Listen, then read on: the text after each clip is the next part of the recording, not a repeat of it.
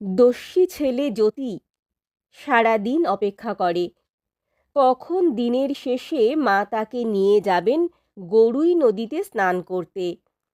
কি শীত কি বর্ষা, মায়ের ভ্রুক্ষেপ নেই।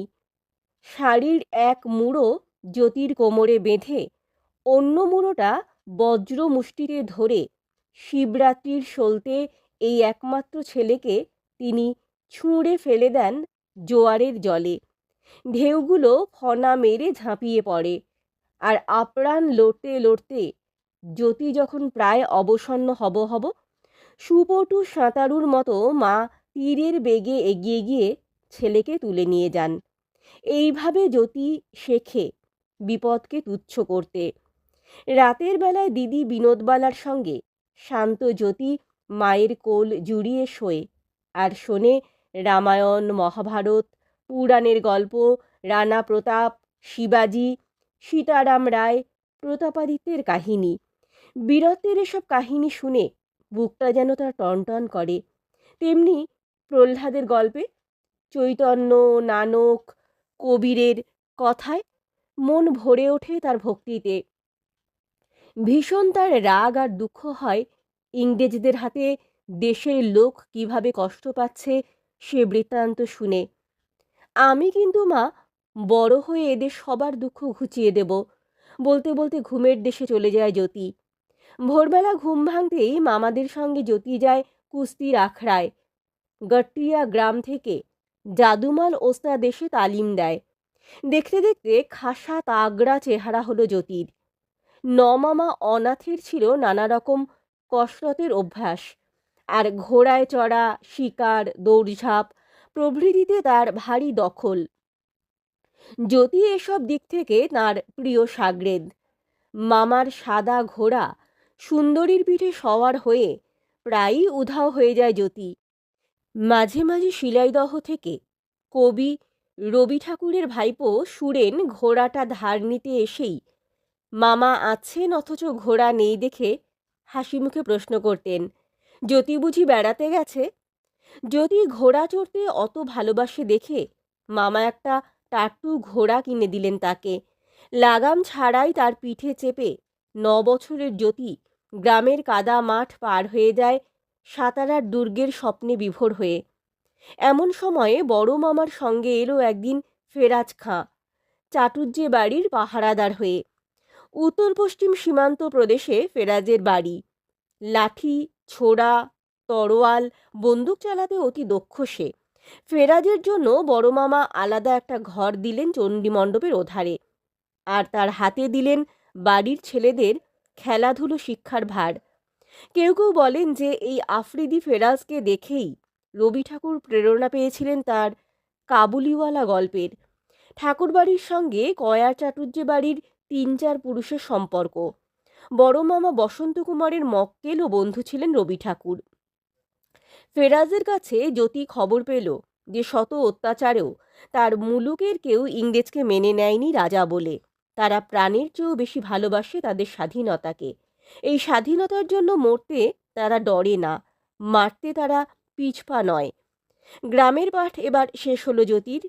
বড় মামা তাকে সঙ্গে করে নিয়ে গিয়ে ভর্তি করালেন কৃষ্ণনগরের অ্যাংলো ভার্নাকুলার হাই স্কুলে। ওখানেই বড় মামা ওকালতি করেন তখন।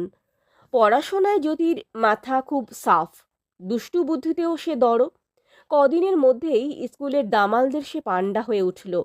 কিন্তু তার দুষ্টুমির মধ্যে নেই বিন্দুমাত্র শয়তানির ছোঁয়া। স্কুলের বাগানে বড় কাঁঠাল পেকেছে, গন্ধে মেতে উঠছে সবার মন। যথেষ্ট ইচ্ছে থাকা সত্ত্বেও সহপাঠীদের কারো সাহস হচ্ছে না এক-আধটা কাঁঠাল পেড়ে খাবার। তাই দেখে জ্যোতির মগজে খেলে গেল নতুন একটা মতলব। এই, আজ স্কুল ভাঙলেই চলে যাস না, মজা করা যাবে সবাই মিলে। চুপি চুপি সবার কানে কানে এই কথা সে রটিয়ে দিল। স্কুল ভাঙল।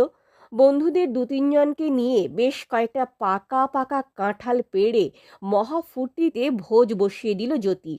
পরদিন হেডমাস্টারের কাছে নালিশ গেল, কে কাঁঠাল চুরি করেছে। ক্লাসে ক্লাসে গিয়ে তিনি জানতে চাইলেন। কেউই অপরাধ স্বীকার করতে নারাজ। তাই দেখে জ্যোতি কবুল করল সে একাই কাঁঠাল পেড়েছে এবং বন্ধুদের সঙ্গে ভাগ করে খেয়েছে। কিন্তু যেহেতু এগুলো তাদেরই স্কুলের গাছের ফল, সেজন্য ওগুলো পেড়ে খাওয়াকে চুরি বলে সে মানতে পারে না। জ্যোতির সত্য কথা বলবার সাহস আর তার যুক্তির ধরন দেখে হেডমাস্টার হাসি চেপে ধমক দিলেন, আর এমন করো না। সবাই রেহাই পেল। উপরন্তু পরের বছর গাছের কাঁঠাল পাকতেই নিজে থেকে হেডমাস্টার মশাই মালি দিয়ে ভালো ভালো কাঁঠাল পাড়িয়ে ছেলেদের পিকনিক লাগিয়ে দিলেন। 1893 সালে ঘটল একটা ঘটনা। জ্যোতির বয়স তখন 14। কৃষ্ণনগরের বাজারে সে গিয়েছে কাগজ পেন্সিল কিনতে। নদিয়া ট্রেডিং কোম্পানির এক দোকানে সে দাম মিটিয়ে দিচ্ছে, এমন সময় তার কানে এলো এক দারুণ হই হল্লা।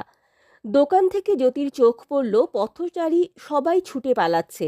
একটা পাগলা ঘোড়া বেরিয়েছে রাস্তায়। অদূরে ভ্যাবাচ্যাকা খেয়ে মাঝপথে দাঁড়িয়ে কাঁদছে এক শিশু। জ্যোতি মন স্থির করে ফেলল। এক লাফে রাস্তায় নেমে শিশুটি আর ঘোড়ার মাঝামাঝি যেতে না যেতেই ঘোড়া এসে পড়ল প্রায় তার ঘাড়ের কাছে। তীর বেগে ঝাঁপিয়ে পড়ে জ্যোতি চেপে ধরল ঘোড়ার কেশর। আচমকা বাধা পেয়ে শিষ্পা হয়ে ঘোড়াটা জ্যোতিকে ফেলে দিতে চেষ্টা করল কয়েকটা ঝটকা দিয়ে। জ্যোতি ততক্ষণে উঠে বসেছে ঘোড়ার পিঠে। অত্যন্ত শান্ত ভঙ্গিতে ঘোড়ার পিঠে গলায় দাবনায় ছোট ছোট চাপড় মেরে হাত বুলিয়ে দিতে লাগলো সে। মন্ত্রমুগ্ধের মতো থমকে দাঁড়িয়ে ঘোড়াটা উপভোগ করতে লাগলো জ্যোতির আদর। থেকে থেকে কাঁপুনি জাগলো তার সারা গায়ে। এমন সময় ঘোড়ার সহিস বেরিয়ে এলো ভিড় ঠেলে। স্থানীয় উকিল বারাণসী রায়ের আস্তাবল থেকে ঘোড়াটা পালিয়ে এসেছে। সহিসের হাত থেকে লাগাম নিয়ে ঘোড়ার গলায় পরিয়ে দিয়ে জ্যোতি যেই নেমে এলো, ধন্য ধন্য পড়ল চারিদিকে। কিছুই হয়নি এমনভাবে জ্যোতি চলে গেল তার নিজের পথে। সারা দেশে সেদিন ছড়িয়ে পড়ল কৃষ্ণনগরের এই কাহিনী। মহাগর্বে বড় মামা বসন্ত কুমার লোক পাঠিয়ে খবর দিলেন শরৎ শশীকে। উৎসবে পার্বণে বড় মামার সঙ্গে জ্যোতিও গ্রামে ফেরে। পড়াশোনা, নির্দোষ দুষ্টুমি ছাড়াও তার একটা নেশা ছিল। লালন ফকিরের শিষ্য অন্ধ বাউল পাঁচু ফকিরের আখড়ায় গিয়ে তন্ময় হয়ে সে শোনে বাউলের গান। জ্যোতির আরও দুটো নেশার মধ্যে ছিল ফুটবল খেলা আর যাত্রা, কিংবা শখের থিয়েটারে অভিনয় করা। বাড়িতে পালা পার্বণে সবাই মিলে প্রায়ই নাটক করে। জ্যোতি, তার ছোট মামা ললিত, বন্ধু ভবভূষণ মিত্র, কুঞ্জলাল সাহা, আরও অনেকে। জ্যোতির সবচেয়ে প্রিয় ভূমিকা ছিল ভক্ত হনুমান, লক্ষণ, রাজা হরিশ্চন্দ্র, বীর প্রতাপাদিত্য। বহুবার তাকে দেখা গিয়েছে বড় মামার পাগড়ি চুরি করে বানিয়েছে হনুমানের লেজ। দুর্গোৎসবে 4 দিন মামাবাড়িতে নিত্য রাঁধা হতো আজকের হিসাবে প্রায় 400 কিলোগ্রাম ওজনের চালের ভাত। এই ভাত রাঁধতেও জ্যোতি ও তার সাঙ্গপাঙ্গের উৎসাহ অপরিসীম। প্রসাদ পেতে আহুত রবাহুত কম লোকের সমাগম হতো না চাটুজ্জে বাড়িতে। ভদ্রলোকদের জন্য রেওয়াজ ছিল সাদা ভাত, আর অন্যান্য প্রজাদের জন্য ঘরের লাল চালের ভাত পরিবেশনের। একদিন এক জেলে প্রজা কিন্তু কিন্তু করে একটু সাদা ভাত চেখে দেখতে চাইল। শুনে জ্যোতির বড় মায়া হলো। ছোট মামার সঙ্গে গিয়ে সে বসন্ত কুমারকে ধরল। পরদিন থেকে সবার জন্যই এলো সাদা ভাত। নবমীর দিনে প্রজারা নানা রকম বল পরীক্ষা খেলা দিয়ে সবাইকে আনন্দ দেয়।